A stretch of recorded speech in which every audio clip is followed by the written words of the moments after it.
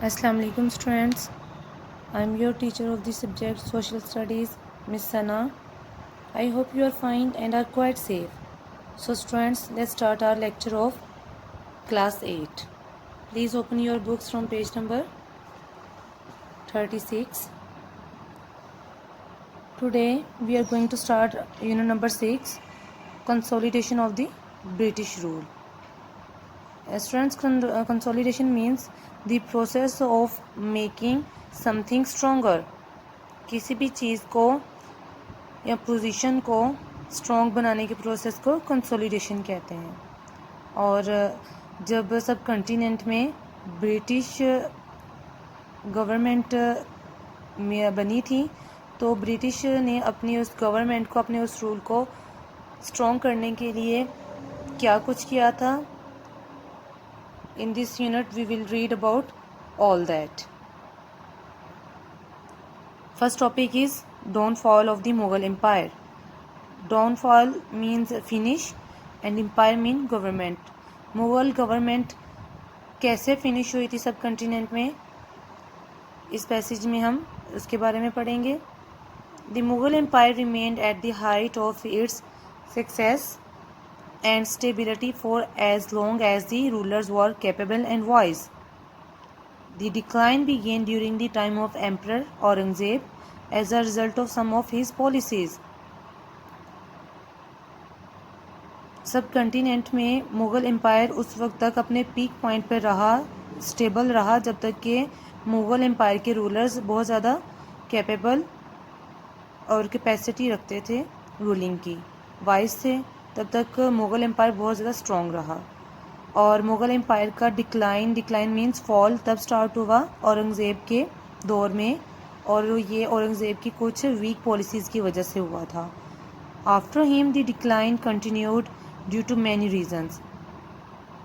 Among them was the problem of the succession to the throne. Succession means the process of inheriting a title और office etcetera. किसी भी title या office को inherit करना कि बाद में कौन से किंग के बाद उसका कौन सा बेटा वो सीट पे आएगा, गवर्नमेंट को रूल करेगा. Throne means seat of king.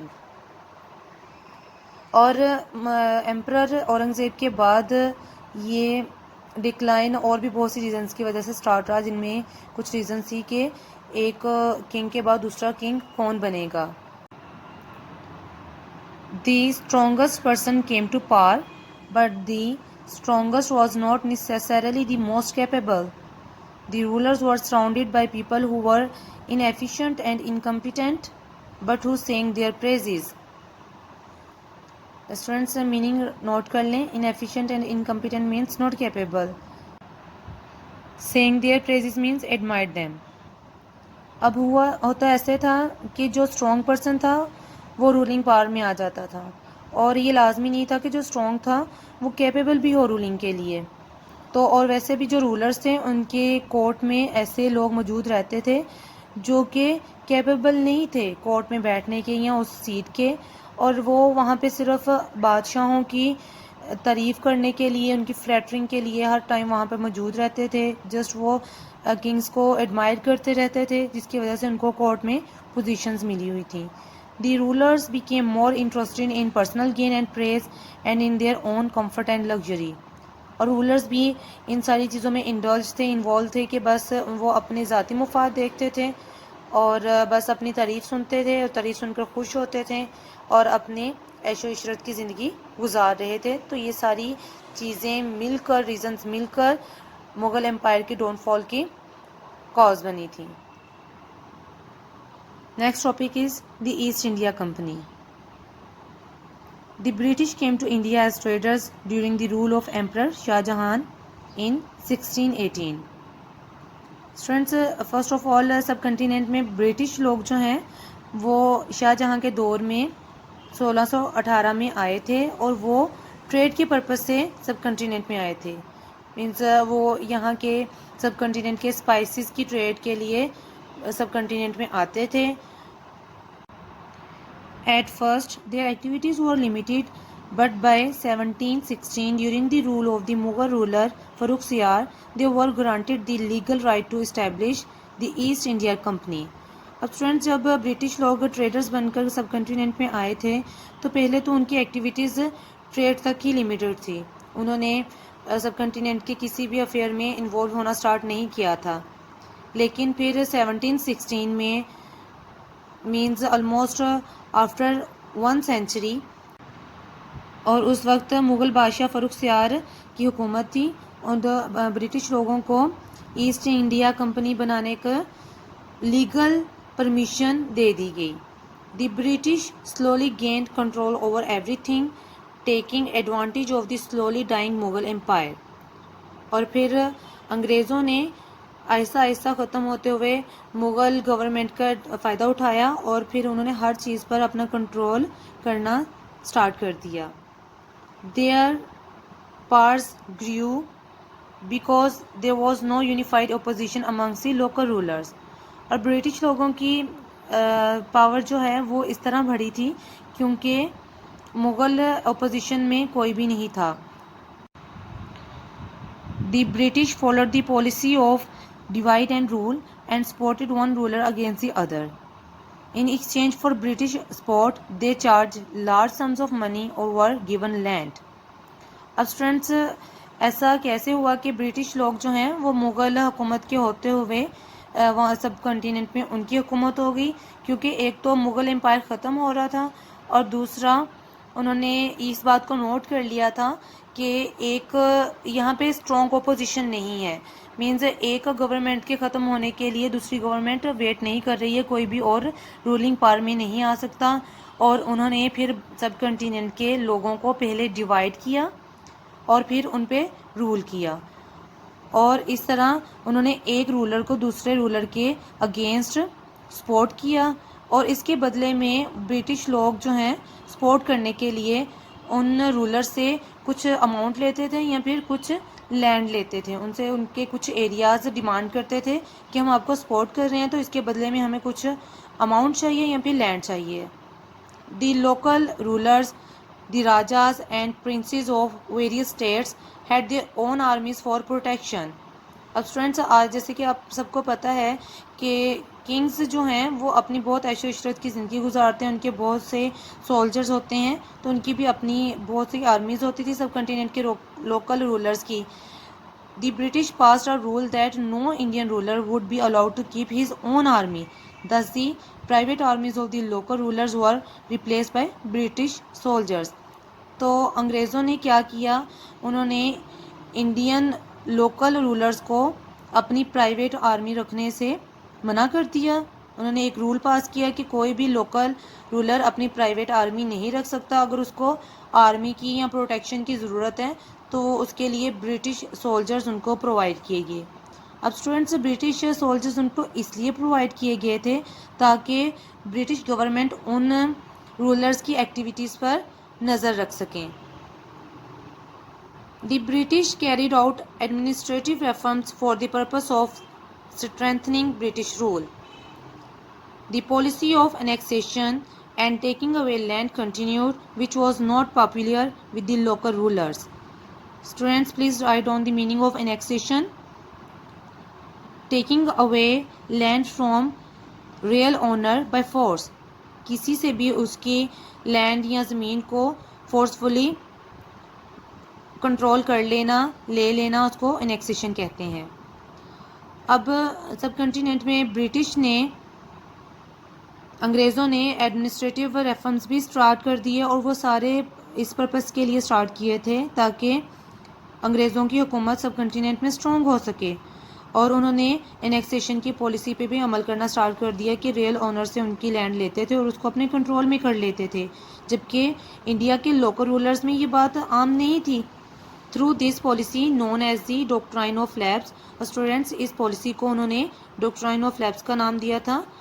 تو اس پالیسی کے تھرو انہوں نے بہت سی لینڈ کو اپنے نام کر لیا تھا.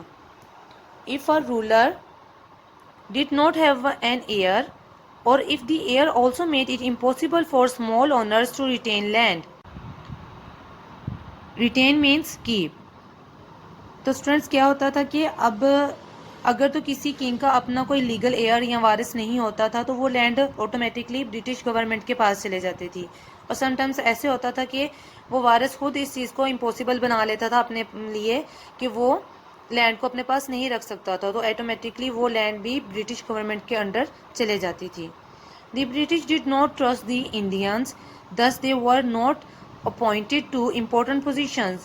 This policy resulted in unemployment for the educated people. The British developed a sense of superiority. Very often, entry to places visited by the white people was closed to Indians. اب students British جو لوگ ہیں وہ Indians پہ بالکل بھی trust نہیں کرتے تھے, تو جس کی وجہ سے انڈینس کو بہت سی پوزیشن آفیشیل سرکاری ملازمتوں سے ان کو روک لیا گیا, وہ پوسٹ ان کے لیے اویلیبل نہیں ہوتی تھیں. اور اس پالیسی کی وجہ سے انگریزوں کی اس پالیسی کی وجہ سے برصغیر میں بہت سے ایجوکیٹڈ لوگ جو تھے وہ ان امپلائڈ ہو گئے تھے. اور as you all know students, انگریزوں میں ایک سینس آف سپیریورٹی ہے کہ وہ سمجھتے ہیں کہ ہم لوگ بہت اعلیٰ قسم کے اعلیٰ نسل کے لوگ ہیں, تو اس لیے جن پلیسز پہ وہ وائٹ پیپل مینس انگریز لوگ جاتے تھے وہ جگہیں انڈینس کے لیے بینڈ تھی. For the Indians, their faith was very important. They realized that the British were promoting Christianity. Very many missionary schools were opened in various cities. اب اسٹوڈنٹس انڈینس کے لیے, انڈینس میں ہندوز اور مسلمس سکھس سارے ہی شامل تھے. اب ان سارے لوگوں کے لیے, مسلمس کے لیے اپنا ریلیجن, ہندوز کے لیے اپنا ریلیجنس اور سکھس کے لیے اپنا ریلیجن بہت امپورٹنٹ تھا. اور پھر انڈینس نے یہ ریئلائز کیا کہ اب برٹش لوگ جو ہیں وہ ہمارے ہی ایریا میں, ہماری ہی لینڈ پہ یا کنٹری میں کرسچینٹی اپنے ریلیجن کو پروموٹ کر رہی ہیں. اور اسٹوڈنٹس واقعی میں ایسے تھا بھی, انگریز لوگ سب کنٹیننٹ میں کرسچینٹی کو پروموٹ کر رہے تھے. ان کا ہڈن پرپس تو کرسچینٹی کو پروموٹ کرنا ہی تھا, اور جس پرپس کے لیے انہوں نے کافی مشنری اسکولز بنائے تھے, ان مشنری اسکولز میں وہ کرسچینٹی کی ہی ایجوکیشن پرووائڈ کر رہے تھے لوگوں کو. Because of these policies, hatred of the British was slowly growing. The Indians were tired of British authority and their unfair treatment. They started a struggle for independence, which was finally launched as the War of Independence in 1857. اور students اس وجہ سے پھر Indians میں British کے خلاف نفرت پیدا ہونا شروع ہو گئی. وہ نفرت بڑھتے بڑھتے اتنی بڑھ گئی کہ انڈینس نے برٹش لوگوں کے انفیئر ٹریٹمنٹ اور کروئل ٹریٹمنٹ سے بچنے کے لیے, ان سے آزادی کے لیے ایک کوشش سٹارٹ کر دی. اور اس ٹرائی میں انہوں نے ایک وار سٹارٹ کی جسے وار آف انڈیپینڈنس 1857, جنگ آزادی 1857 کے نام سے جانا جاتا ہے. The war was lost by the Indians, after which the British treated them very cruelly. اب اسٹوڈنٹس انفارچونیٹلی وہ وار جو ہے انڈینس ہار گئے تھے. انڈینس میں یہ وار جو ہے انگریزوں کے خلاف مسلمانوں اور ہندوؤں دونوں نے مل کر سٹارٹ کی تھی. اور جب انڈینس یہ وار برٹش سے لوز کر گئے تھے تو اس کے بعد برٹش گورنمنٹ نے انڈینس کو اور زیادہ کروئلی ٹریٹ کرنا سٹارٹ کر دیا. The British crown took notice of this and in 1858 the East India Company was officially ended. India now became part of the British Empire and Queen Victoria became Empress of India. اور students British crown means government, British government نے اس بات کا notice لیا کہ سب کنٹیننٹ میں جو ہماری East India company تھی اس کے خلاف, اس کی وجہ سے انڈینس میں نفرت پیدا ہونا شروع ہوئی, اور انہوں نے وار آف انڈیپینڈنس ایک لانچ کی. تو اس چیز کا نوٹس برٹش گورنمنٹ نے لیا, تو اب انہوں نے اس چیز کو بہت ٹیکنیکلی ٹیکل کیا. ایسٹ انڈیا کمپنی کو تب بنے ہوئے آلموسٹ 142 ایئرز ہو گئے تھے. اس کے بعد انہوں نے ایسٹ انڈیا کمپنی کو ختم کر دیا. اب اسٹوڈنٹس جس پرپس کے لیے ایسٹ انڈیا کمپنی بنی تھی وہ پرپس بالکل اوپنلی سامنے آ گیا. برٹش گورنمنٹ انڈیا پر یا سب کنٹیننٹ پر رول کرنا چاہتی تھی. اب ان کا پرپس یہ فلفل ہو چکا تھا. انہوں نے برٹش رول کو اتنا اسٹرانگ کر دیا تھا سب کنٹیننٹ میں کہ اب وہ اوپنلی اپنے اس پرپس کو سامنے لے کے آ سکتے تھے.